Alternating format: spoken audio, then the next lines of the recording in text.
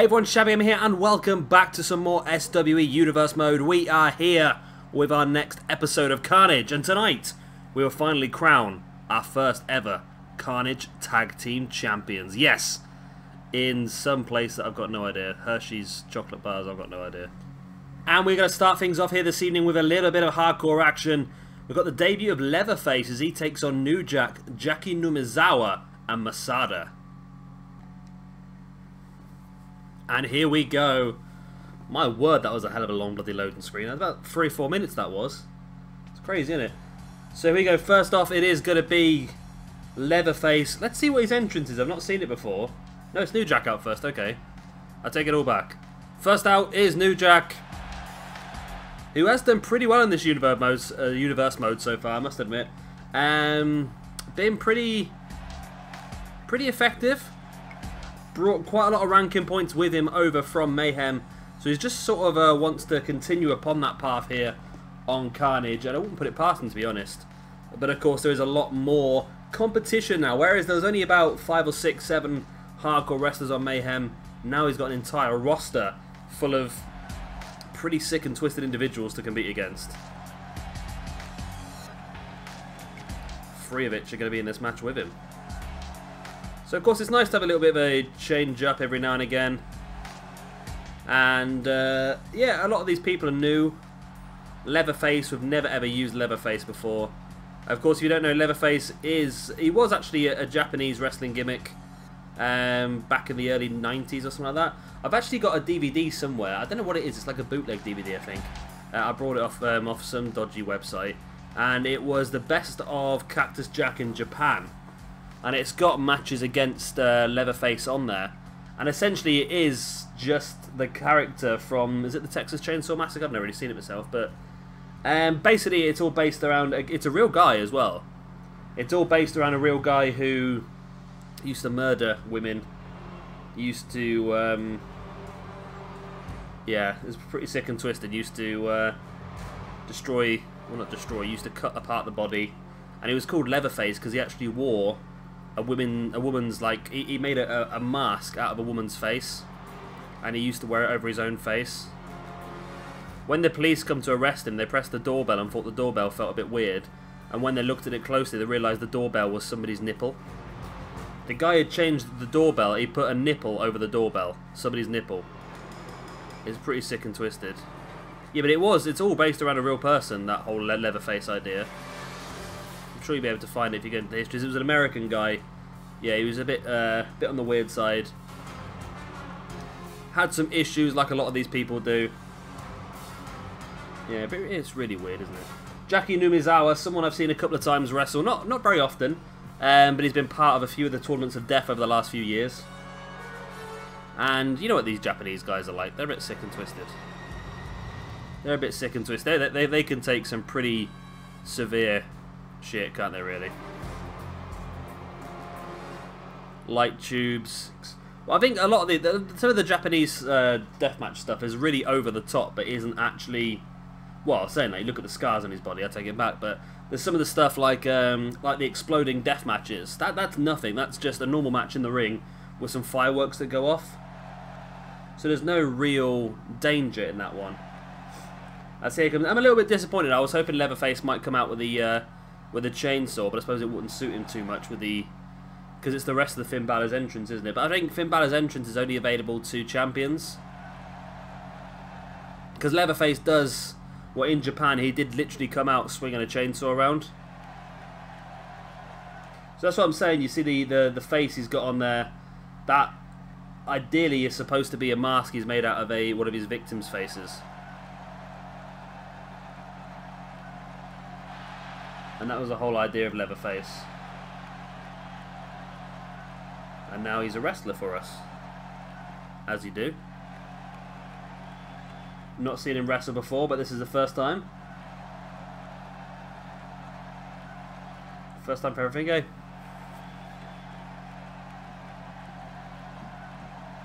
And next up, finally in this match, is going to be Masada. Now this is actually a really good Masada. I've seen Masada wrestle quite a few times. Again, worked quite a lot of combat zone wrestling in the deathmatch scene. They've they've gone away from the deathmatch scene a little bit, Combat Zone Wrestling. It's used sparingly now, rather than being every single show, every single match is built around it.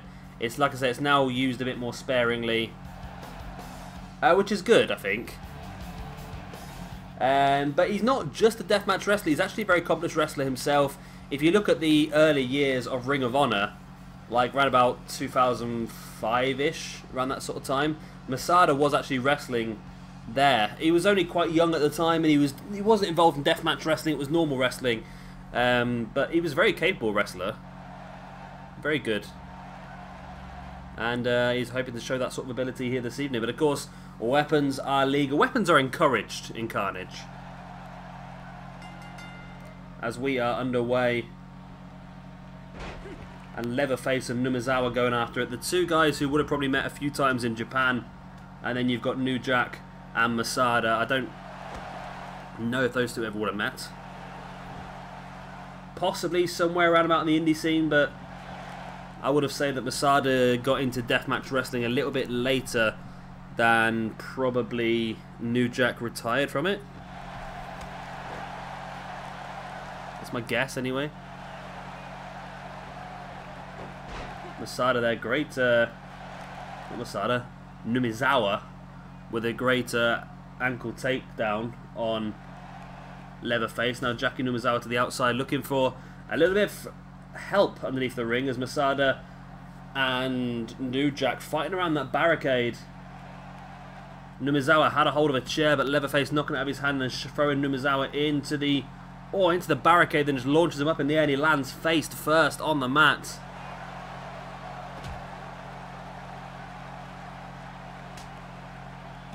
Slap in the face there by New Jack, and now hoisting Numazawa up. Numazawa taking New Jack up into a suplex on the outside. That matting is so thin, it does not protect you much at all. It's literally about an inch or so thick. All it does is just take away the initial impact, but you're still landing on quite a hard object. It softens the blow minusculely, but I think it's less than what you would be in the ring, because of course the wood has a little bit more give in the ring. It's not a situation you want to be in by any stretch of the imagination. So of course, like I said, we are going to crown our first ever tag team champions in Carnage here this evening. We are going to face the Briscoe brothers, the highest ranked team on SWE Carnage. Now they're going to take on a team who has been announced already for 2K18.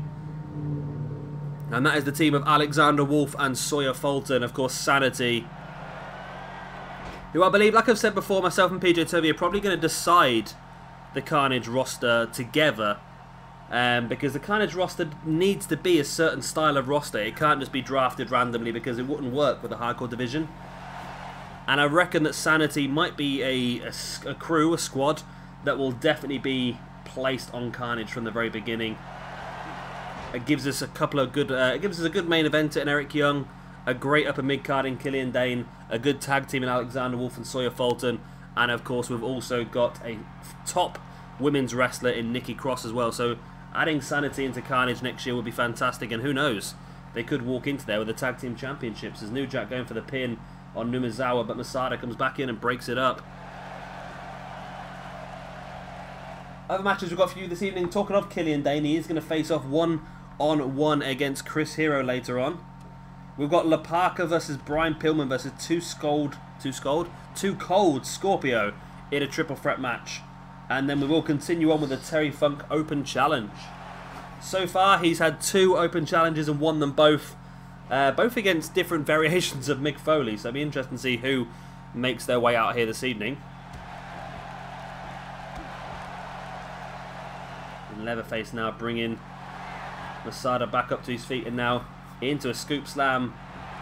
It's quite interesting with Leatherface, really, because whoever's made his moveset probably has quite a bit of freedom to do whatever they wanted to, because I don't remember much of it. I think he's a deathmatch wrestler, so probably not much maneuvers there really at all. It's all just down to swinging weapons, so you've really got the power to use whatever moves you want, basically.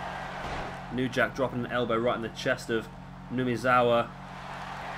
Masada now taking New Jack up. I think it looked like he was going to go for a Death Valley driver, but New Jack drops at the back and uses a reverse DDT Leatherface now back in the ring.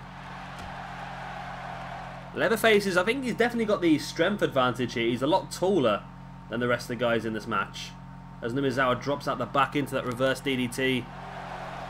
So yeah, it's gonna be interesting on 2K18 when it comes out. I don't know how much of a hardcore division we're gonna have off the bat. We're gonna have a little bit of a hardcore division, but of course to get some of the cores, it might take a few weeks or even a couple of months to get some of the hardcore cores we want. It depends who's around and who's creating stuff, really, doesn't it? I'm sure we can find it. I'm sure we can find some. I would imagine we'll get Cactus Jack on the game from the beginning anyway. But I just don't know what other hardcore wrestlers the game will give us. Got Bam Bam Bigelow, I suppose. So we'll have to, yeah, we'll have to over time create a hardcore division. I think next year as well. I think I might actually separate the rankings of the hardcore division and the normal, because I don't feel like these hardcore wrestlers would ever go for the main championship in SWE. So I feel like the rankings should be split for these. Quite possibly, I think that's the best way to go. No, we'll have to play it by ear. Numazawa drop kick to the back of Leatherface, who dropped face first onto the announce table. Numazawa had actually been busted open. I didn't even see that happen. This match once again descended to chaos on the outside. Numazawa bringing Leatherface back up to his feet and straight into the announce table once again. I don't think I've seen anybody yet on this game go through the announce table. It was quite a common thing on 2K16 with the AI. It liked to do it every now and again. That's what sort of thing that I like to happen. Now, I don't think it's happened a lot on this year's game. It's just the AI to utilise the area a bit more. Now, we did have it recently. We had a Fatal 4-Way TLC match here on Carnage that had some pretty interesting manoeuvres on there. Was it on Carnage? Yeah, it was on last week's episode of Carnage, I think, where we saw somebody get powerbombed through a table off the apron, then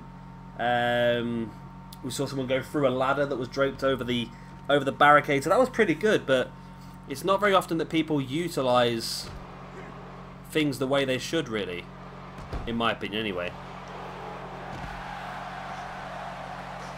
Where's my pen gone? I've lost my pen. There it is. So I need to just make a note so I remember markings.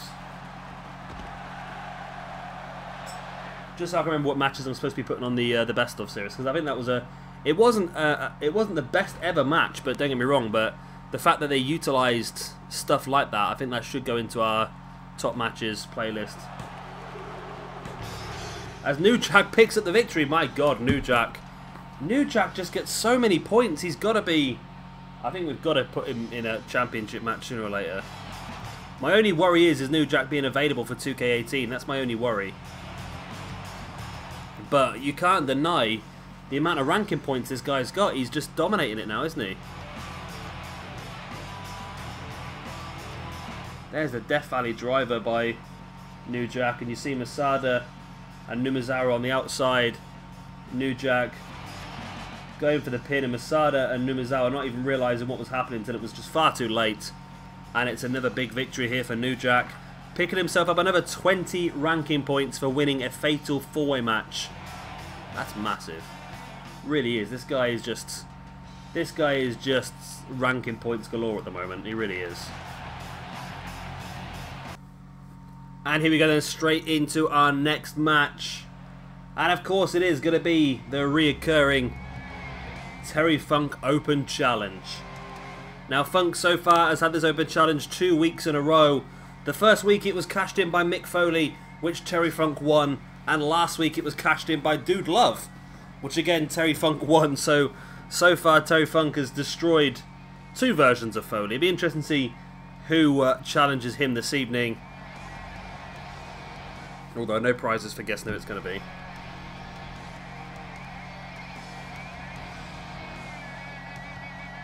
Be a little bit pointless, wouldn't it? So Terry Funk, I actually read somewhere the other day that Terry Funk is coming out of retirement to wrestle again. I'm like, the guy's like in his 70s or 80s now.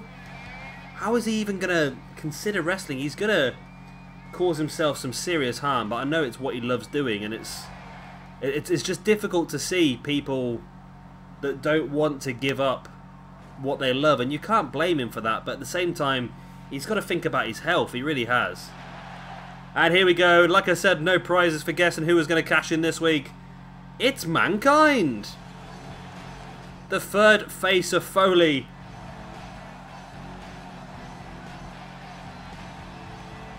Foley's determined to get a victory over Tommy Dreamer? Over Terry Funk. Where did I get Tommy Dreamer from? Dreamer. I like Mankind.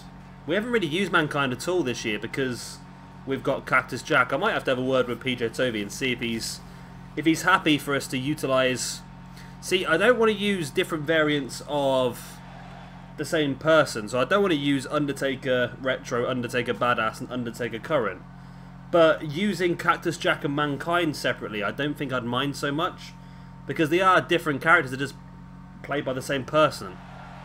Whereas the other ones are just the same person, just different eras. I know it's difficult, I don't know. What do you guys think? Do you think we'd get away with using all three variants of Foley in the next year's game? Obviously not on the same brand, on different brands. But obviously because they're different, they're completely different characters and might get away with it. I don't know. I don't want to lose realism, but at the same time, we've not used Mankind at all, and it's a little bit disappointing really, because I am a massive Mick Foley fan. My favourite incarnation was Cactus Jack, but Mankind's close behind.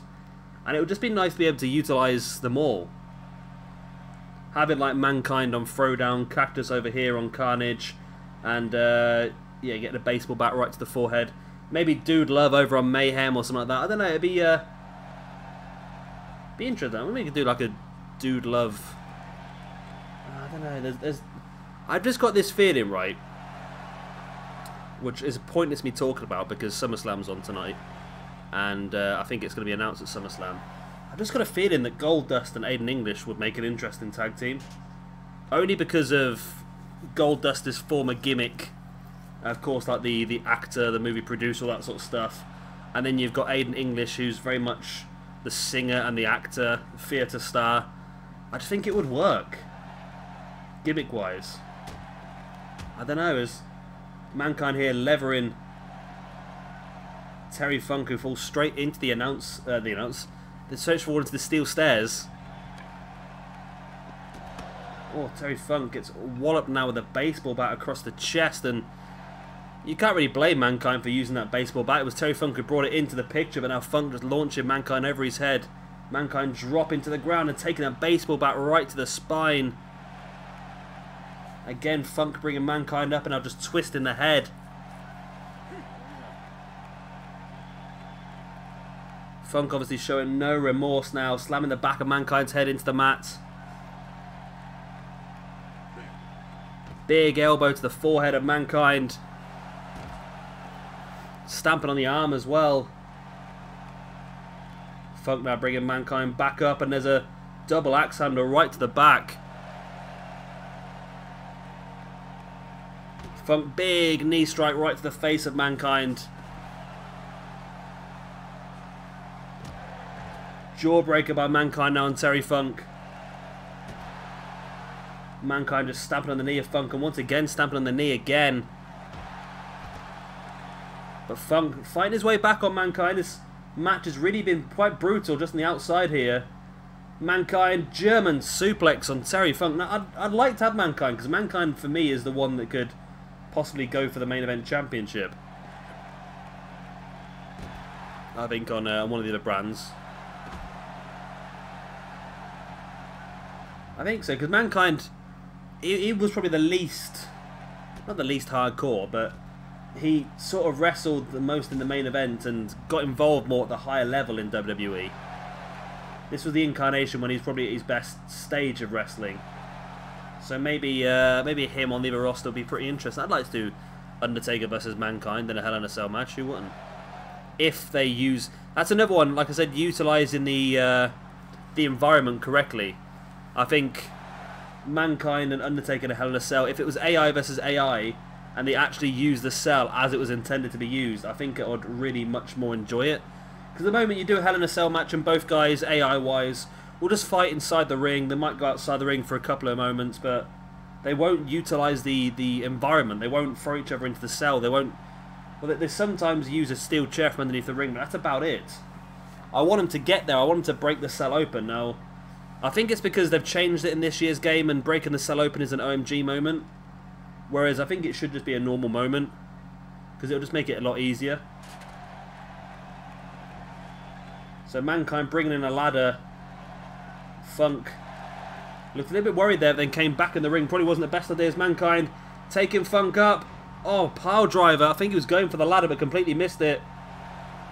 Can Mankind take advantage of that big pile driver, just rubbing Funk's face into the mat now? Stamp on the back there by Mankind and throwing the arm of Terry Funk into the mat as well, and Mankind stalking Terry Funk. That's a little bit annoying, isn't it? And they're locking in the mandible claw. And Funk is out. Mankind picks up the victory.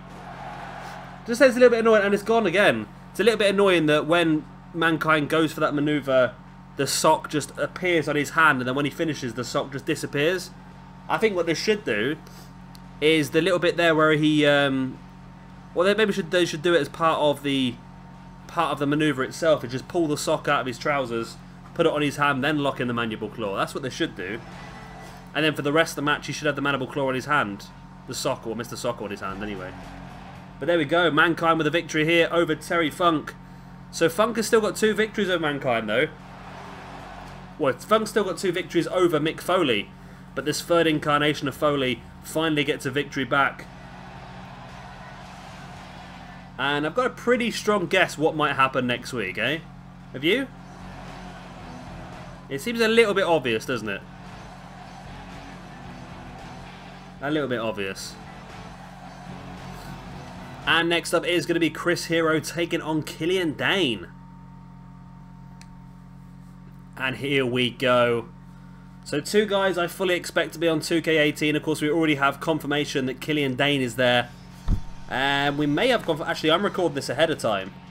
So, what is today? Today is Thursday. So there was another roster reveal yesterday, which I should have done a shabby talk on by now. And that would have announced hopefully the second 50 names on the game. And Chris Hero could have been involved in that for all we know. Or for all I know. You guys all know by now anyway. But yeah, I would imagine both these guys are definitely going to be on the game. Of course, I think Ono returned in January. January time? Yeah, because he returned in January. And then he had his first takeover match and the WrestleMania weekend, didn't he? When he teamed up with Ruby Riott, Roderick Strong. Yeah, Ruby Riott and Roderick Strong, someone else, wasn't it? Wasn't no Jose because he got attacked. I can't remember now. I can't remember who it was, but yeah. So he should definitely be on the game. He was well back in time. Well back in time.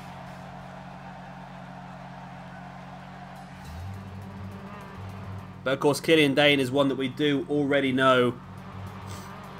And it's going to be good because it means that we're going to have the entrance, the music, the moveset, everything about Killian Dain. Although this isn't a bad Killian Dain, in fairness.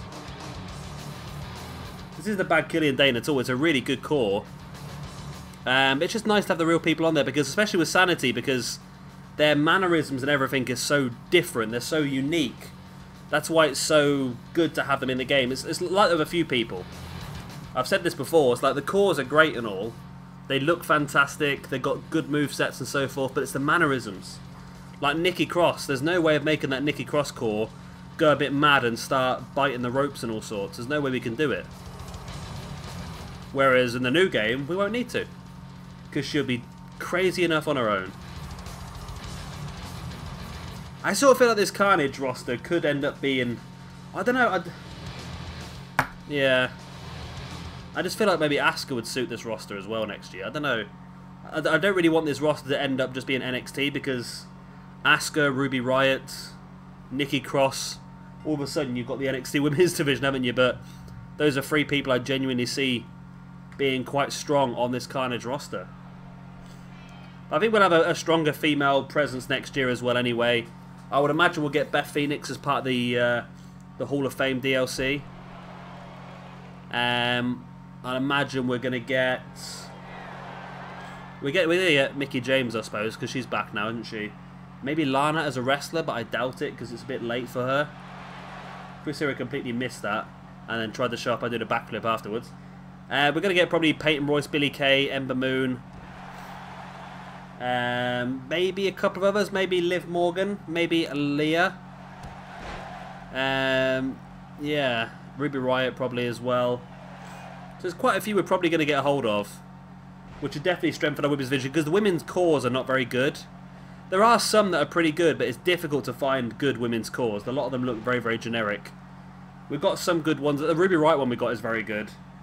Christina Von Eerie is pretty good, but I don't know if that's just because of the hair. The Mickie James one we got is absolutely terrifying. But yeah, that's just the best thing about having the people in the game, really. It's going to make 2K18 look a lot better. There's going to be less cores involved, probably, and more... Less cores and more actual people. Now, this could be an interesting match, because this could really go either way. Again, two big, strong-style type wrestlers, really. And what would be... There would be an interesting tag team, wouldn't there, between Sheamus and Killian Dain? The Celtic Bruisers or something like that. But of course, with Killian Dain as part of Sanity, it probably wouldn't make much sense at the moment, but it's an interesting thought, isn't it? A very interesting thought. But then again, they're both doing good things at the moment. Sheamus is probably doing the best thing he's done in a long time, with a team that was Cesaro. The pair of them have sort of... The pair of them haven't really done this well for a long time, I don't think. And of course, remember, it is no disqualification, as majority of Carnage matches are. That's why the referee's not counting. And of course, the steel chair was nearly used. Oh, you see that? Chris Hero just slamming Killian Dain's hand straight into that steel chair. And of course, we'll probably see Killian Dain later on this evening as well. Like I said, we have Sanity versus the Briscoe brothers as your main event to crown our first ever Carnage Tag Team Champions here this evening. But before that, we also have that triple threat match of Brian Pillman, Too Cold Scorpio, and Parka, the chairman of the board. Chris Hero now spinning neckbreaker, that crossroads.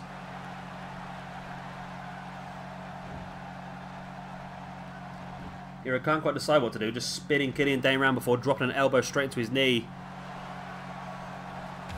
And again, a big boot in the back of the leg this time. And Hero definitely in control of this match, bringing Dain back up to his feet. Hero now taking Dain into the neck break situation, into the big elbow right into the back of the neck. You can't see it coming, you can't protect yourself. And Killian Dain kicked out of it though. This man Killian Dain is special. He shows some incredible resilience. All the time, just showing that incredible resilience. As Hero now, big boots right in the face of Killian Dain. And one of the best things about 2K18 as well is the fact that they've got 8-man tag team matches, but they're also going to have 4-man entrances as well, as we've seen recently with the Sanity entrance being released last week. So that's going to be a very interesting part of this game as well, in my opinion. And if the AI works for 8-man tag team matches, then we could have some really, really good matches in the Universe mode. I've said it before about the potential of the Wyatt family versus Sanity in an 8-man tag team match. And with the match creator coming back as well, we could have some really interesting matches made as well. Chris Hero now with the Dragon Suplex, bridges for the pin. It's only enough for a 2 count. Once again, Killian Dain kicking out. I don't know if Killian Dain's doing this half the time, I really don't. And again, there's the crossroads neckbreaker by Chris Hero on Killian Dain. There's surely not much more that Dain can take because he's being absolutely hammered here.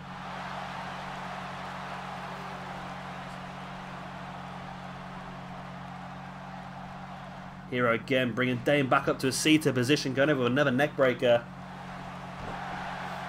and attacking the back of that leg. And that's a clever move, trying to take the big man down by the leg. Weaken that leg. Dain with a boot right in the knee of Chris Hero and stamping on the arm as well. And Killian Dain wrenching back at the neck of Chris Hero in that camel clutch, but Hero just breaking straight free. Dain rolled away from that big kick in the gut. Now Killian Dain taking Chris Hero up into a pile driver. A move very much frowned upon in the wrestling business because of the likelihood of injury. Dain now stalking Hero, but Hero fighting him back. Front chancery. Ooh. Taking Dain down with that arm takedown, I suppose.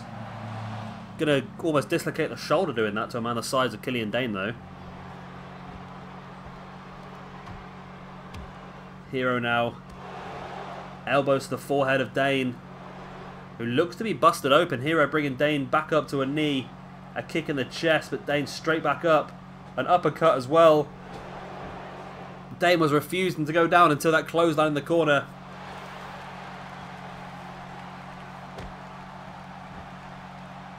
Hero now just stamping on the back of the arm of Killian Dain as well, doing more and more damage to the body. Hero really working the body of Killian Dain over. Oh, and a DDT to the ankle. So that's a shockwave through the whole leg. That does damage to the ankle, does damage to the knee, and even could affect the hip of Killian Dain. As Hero now stalking Dain, takes him into that neck breaker, roaring elbow combination, middle of the ring, and surely this time it's in Killian Dain's own interest to stay down. And it is. Chris Hero picks the victory here over Killian Dain, live on Carnage.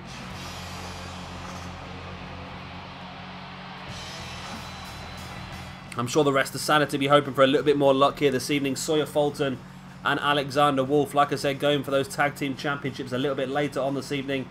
But then again, this was always going to be a difficult match. Chris Hero, one of the top names here on Carnage. And of course, Killian Dain. Strong upper mid-carder. Very strong upper mid-carder.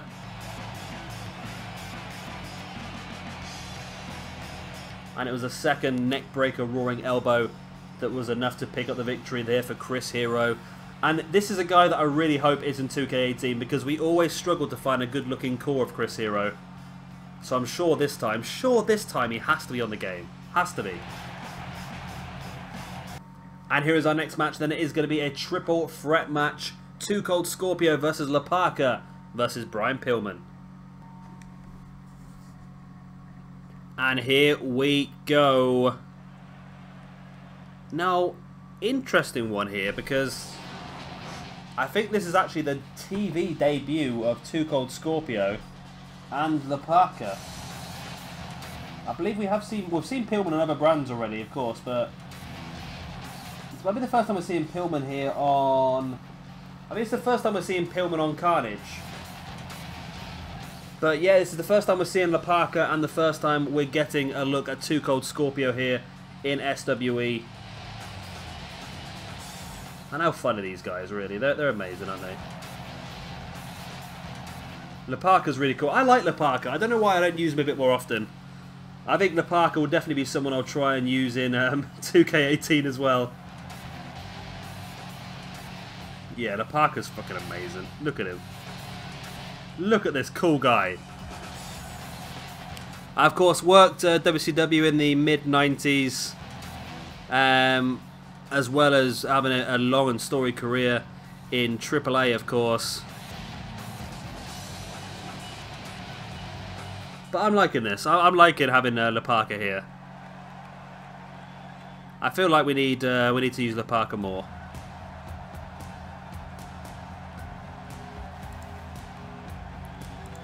And here comes Too Cold Scorpio, or just to annoy PJ Toby. Here comes Flash Funk. Sorry, mate.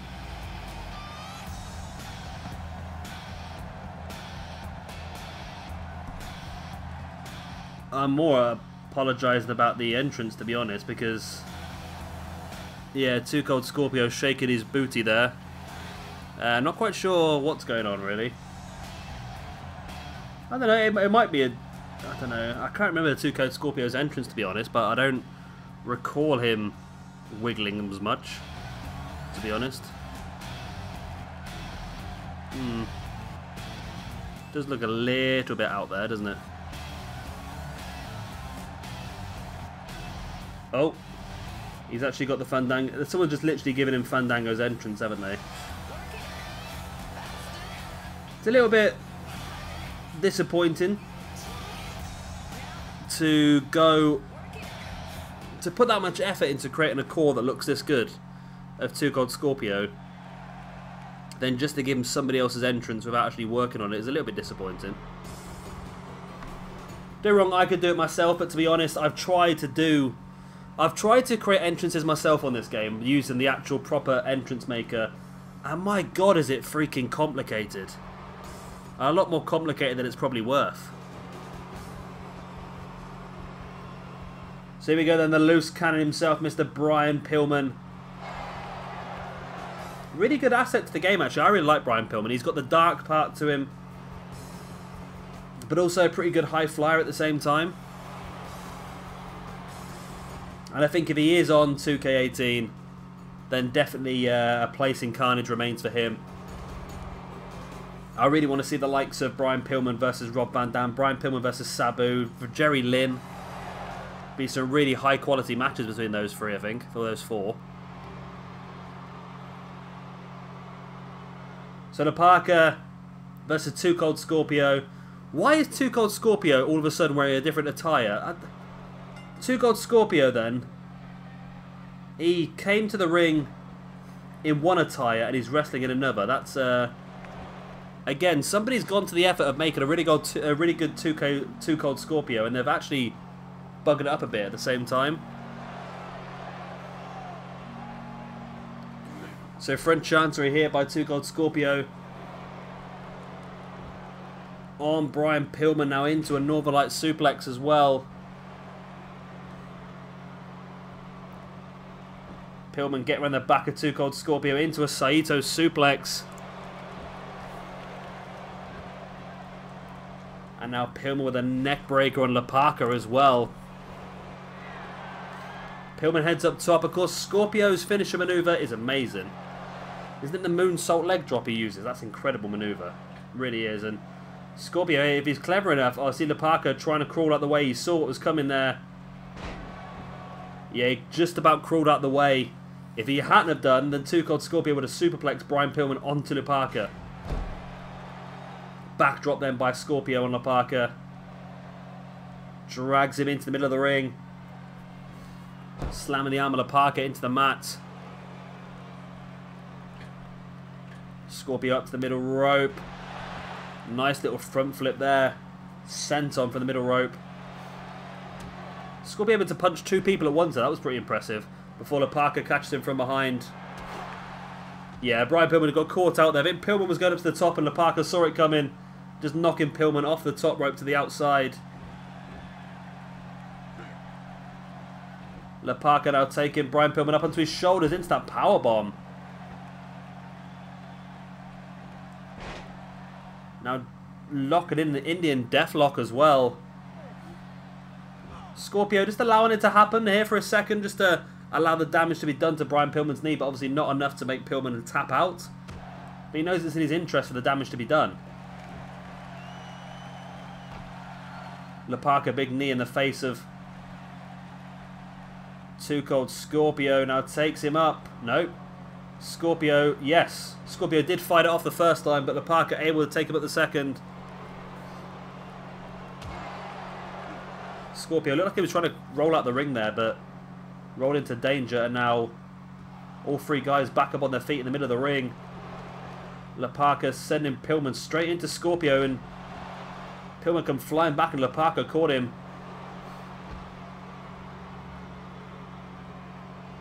La Parka, nice Lucha Libre style arm drag, taking down Two Cold Scorpio.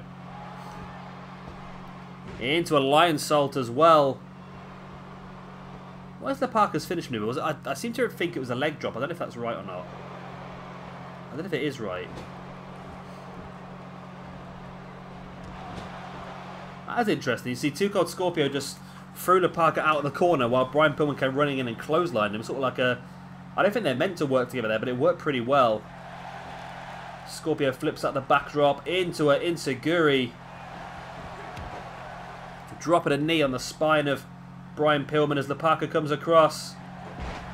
Great head scissors takedown on Too Cold Scorpio there by La Parka. And then into a last chancery submission hold. La Parka has a submission hold locked in here on Too Cold Scorpio. Can Scorpio survive? He does. He breaks free. Scorpio gets tripped over there by La Parka. You know, takes Scorpio up into that vertical suplex, and Pillman just taking a second to rest here, then into that crucifix bomb on La Parka. Pillman brings La Parka back up to his feet, sends him into the corner. What does he have planned here, Pillman?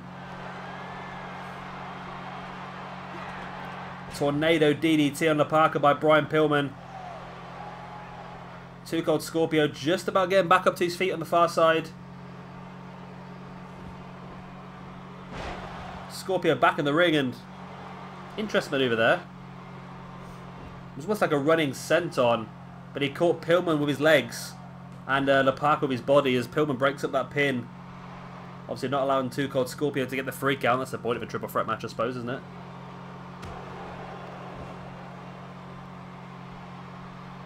Scorpio now front chancery on Brian Pillman. Pillman with a kick in the gut of Scorpio, sending Too Cold Scorpio straight into the turnbuckle face first. Pillman now springboard shoulder block on Too Cold Scorpio. Now Pillman needs to... He probably needs to pin Scorpio here. He looks down and out Scorpio, but La Parka's still up. La Parka gets caught by Pillman's head scissors takedown. Now it's Pillman and Scorpio in the ring. There's the pin by Pillman. 1, 2. It's only a 2 count. Pillman did a great job there, taking both his opponents down though. Pillman now up on top. Elbow drop right to the back of Too Cold Scorpio, who's back up. Northern Light suplex. Where's Scorpio off to? Oh, Scorpio's looking for a weapon. Interesting. La Parka's back in the ring. Too Cold Scorpio's got a table. Just hits Brian Pillman straight in the face. It slides it into the ring. And now La Parka sending Too Cold Scorpio straight into the ring apron. And La Parka in control of this match. And all three of them back in the ring now. Brian Pillman back up on his feet. La Parka catching Pillman with a kick in the gut and another one. Looking for the sunset flip bomb. Keeps it for the pin as well. 1, 2. And La Parka's got it. That sunset flip bomb on Brian Pillman was enough to pick up the victory. Yeah, we definitely got to use La Parka more. I really enjoyed La Parka. He was one of my favourite ever WCW wrestlers. He really was. So to see him pick up the victory hit against both Brian Pillman. It's an interesting one, I suppose, because Too Cold Scorpio could have represented ECW, La Parka representing WCW, and Brian Pillman representing WWE, although Brian Pillman did a lot in WCW as well, don't get me wrong. But big win here for La Parka. This La Parka's amazing. Everything about this La Parka's amazing. We've got to use him more. We have to use him more. Have to. And here we then go. It is main event of the evening time. We have got the Carnage Tag Team Championships on the line. We've got Sanity's Alexander Wolf and Sawyer Fulton taking on the Briscoe brothers. And of course, Sanity never come alone. And here we go then. Time to crown our inaugural Carnage Tag Team Champions. Will it be Sanity or will it be the Briscoe brothers? Of course, the Briscoe brothers are a team that have done okay so far here and there. They did defeat the BWO a few weeks back on... okay, that's interesting. They did defeat the BWO recently on an episode of the Queen of Carnage, which was pretty good considering that the BWO were quite a dominant team so far, actually, in this universe mode. So it's nice to have somebody beat. I don't know. The BWO was supposed to be here as sort of like an enhancement team. I'm not gonna lie to you.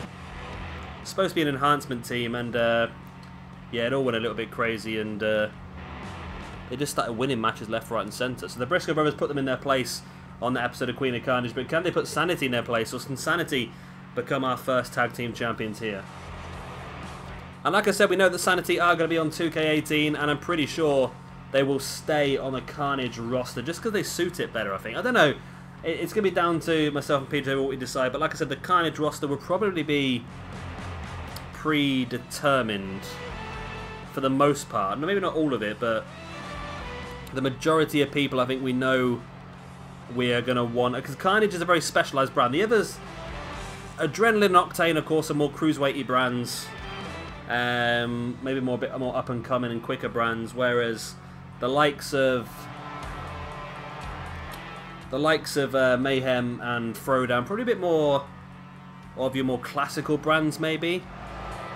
Your more retro / attitude, but with a hint of current day as well. Maybe some of the more current day, older style gimmicks is probably the best way of putting it. So yeah, there is slight themes on the other ones, but Carnage is very specialised. Carnage is a hardcore brand. Carnage is your ECW brand, so it is important to make sure that we do keep the right people on here to make sense, I suppose. And I think both these teams probably make more sense on Carnage than any other brand. And I think our tag team division on Carnage is going to be a lot stronger next year. I think if the Dudleys are still on the game, we've mentioned about bringing back Wyatt family, but not the whole Wyatt family. I don't think Strowman will be involved in the Wyatt family. Talking of Strowman, next week Strowman gets a championship match. Yep, Strowman versus Raven for the Carnage Championship. That is happening next week on Carnage, so don't miss that one, whatever you do. So there you are, the Carnage Tag Team Championships for the first time ever will be won by somebody.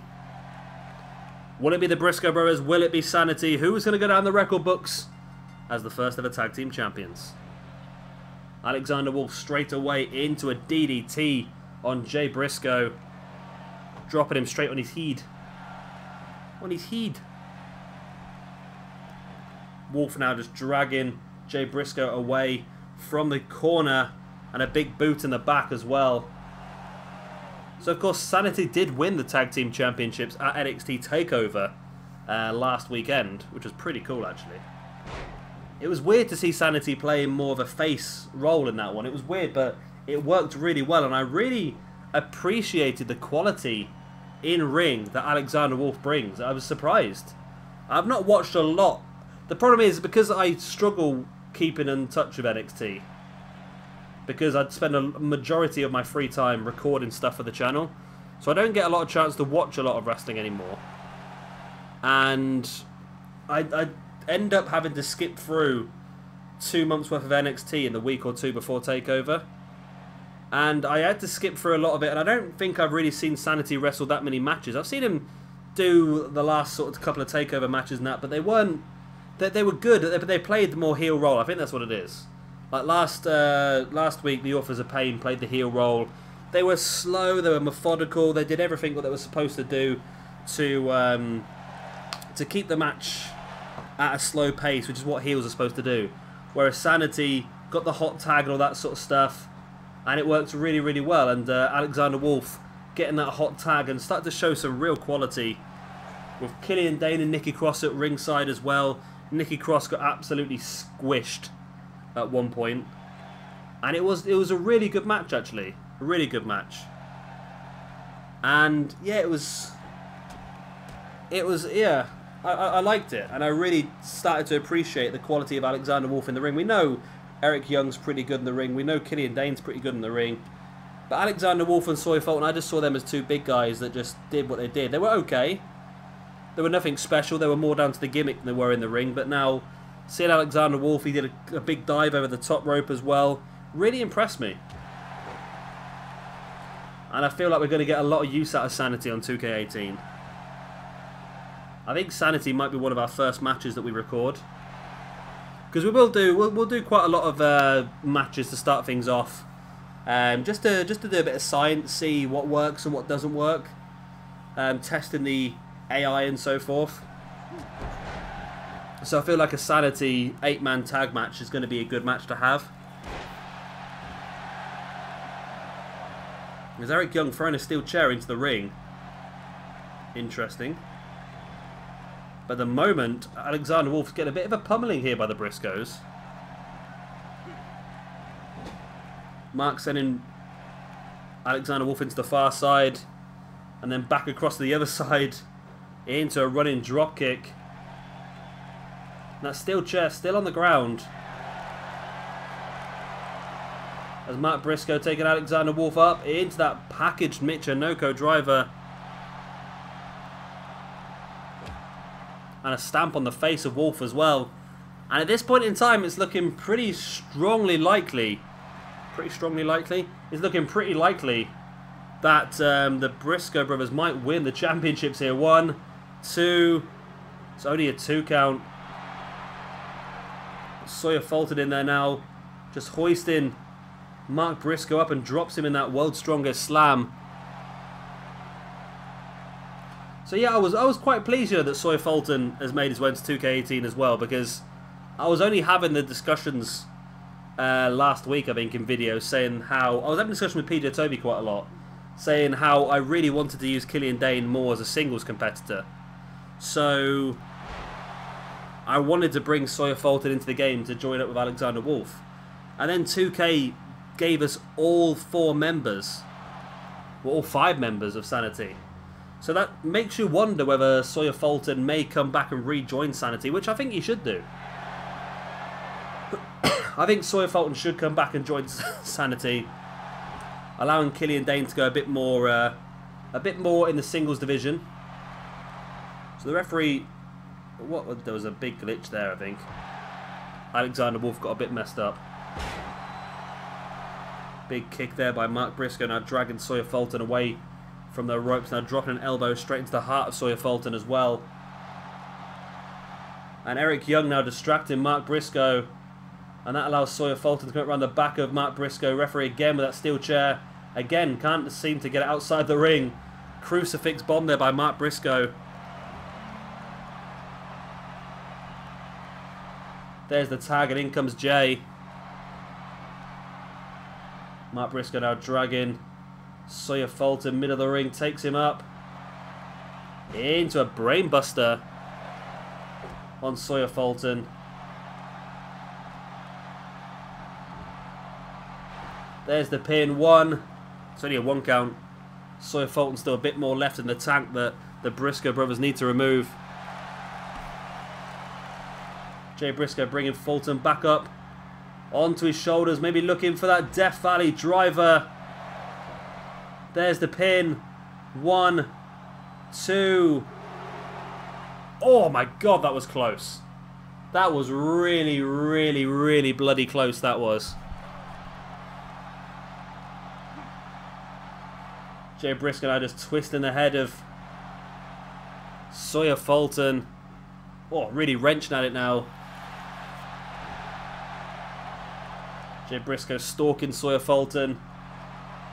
Fulton slowly back up to his feet, and Jay Briscoe catching him. Hook in the arms. Potentially looking for the J drill, and hits it. Middle of the ring. There's the pin. Referee distracted by the steel chair. Oh, referee.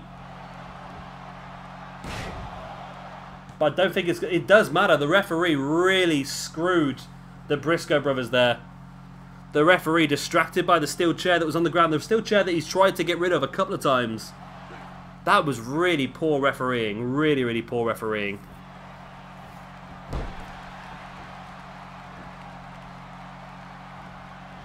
Jay Briscoe now sending Sawyer Fulton into the corner. And now again, shoulder first into the post. The referee has really screwed the Briscoe brothers here.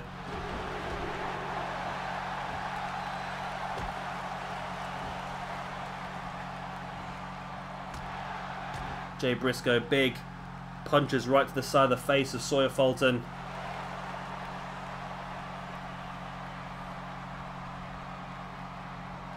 Briscoe now bringing Fulton back up, but Fulton playing possum, catching Jay Briscoe with a big knee in the face. But can he tag out? That's his only hope here, really, with the big moves that he's taking. He needs to tag out and bring Alexander Wolf back in. But Wolf, on the outside there on the apron, you see he's struggling as well. He took a lot of damage early in the match. And I think the Briscoes are going to walk this one. Unless the referee has been paid off by Sanity. It looks that way at the moment, doesn't it? Sawyer Fulton sending Jay Briscoe into the ropes. Big back elbow.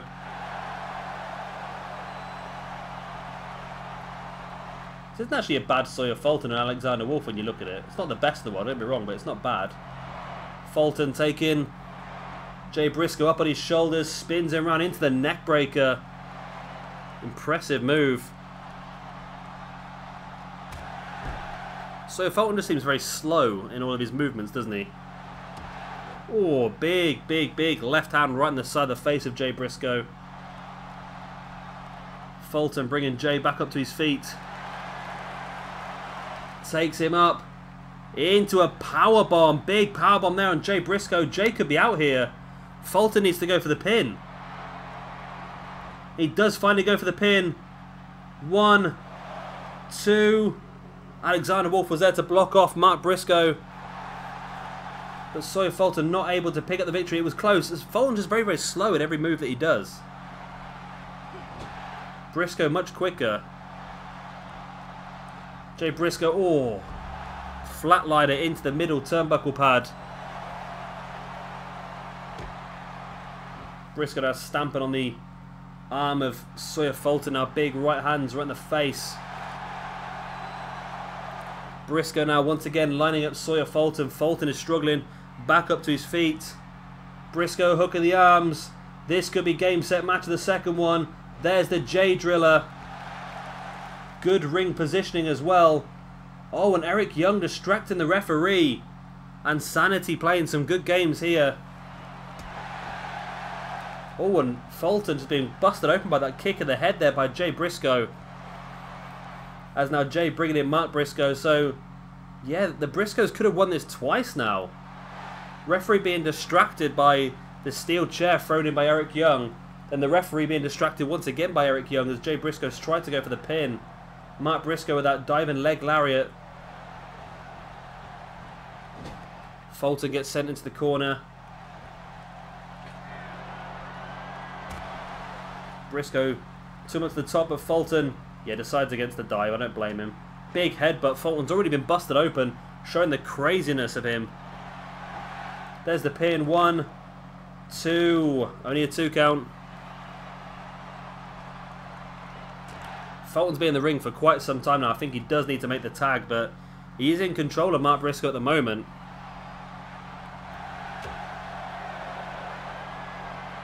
Sawyer Fulton taking Briscoe up. Ooh.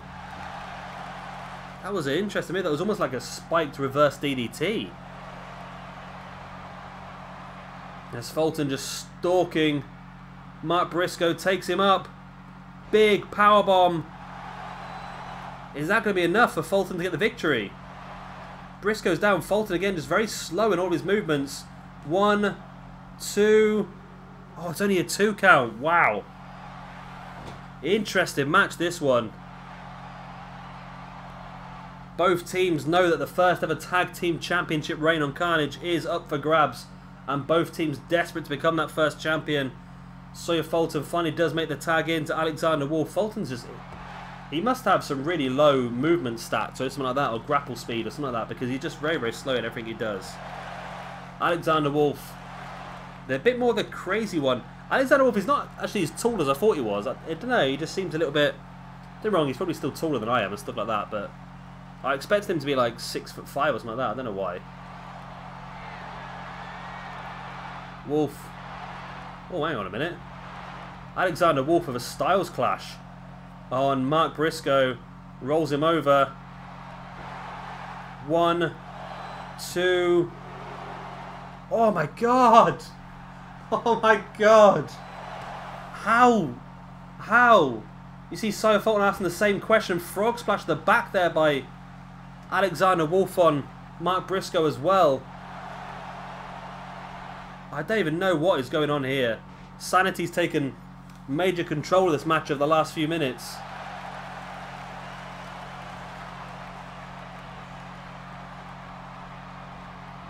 Alexander Wolf, though, taking control of Mark Briscoe once again. I think it would be interesting if in this situation 2K and Ukes, of course, could implement some sort of interference process where maybe Eric Young would distract the referee while Killian Dain slid in the ring and hit a big maneuver on Mark Briscoe. That'd be a nice little dynamic if they could add that to the game. I don't know if that's possible or not, but it'd be pretty cool if they did it. Big frog splash there by Mark Briscoe and Alexander Wolf. One. Again, Eric Young up on the apron, distracting the referee. And how much more is the referee going to allow Eric Young to do this? Because this is the third time now that he's been directly involved with potentially a match finishing maneuver. Powerbomb there by Mark Briscoe. He needs to drop into the pin, but no, he decides he's going to continue the assault by the looks of it. No, he's going to bring in his brother, Jay Briscoe.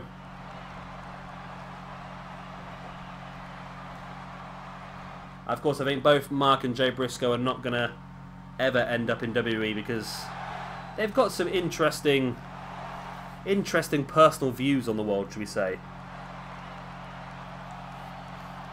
I think Jay's been done in the past for homophobia on Twitter.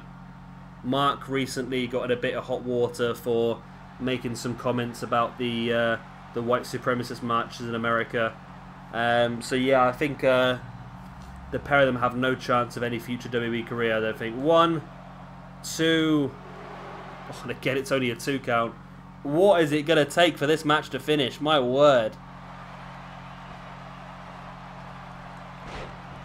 That is Reverse Bloody Sunday, or the 1916, whatever it's called. What is this? Sawyer Fulton.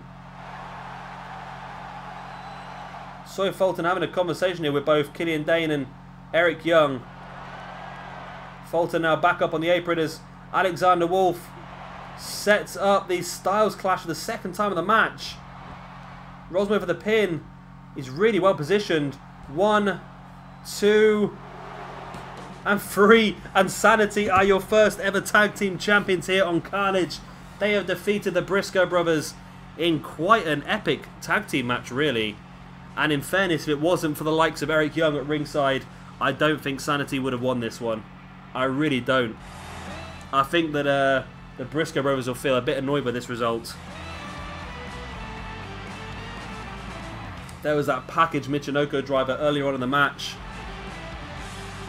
Backbreaker there by Alexander Wolf.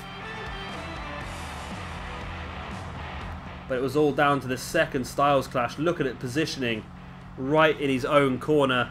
Knowing that Mark Briscoe had the entire ring to go across. 1, 2, and the 3 count.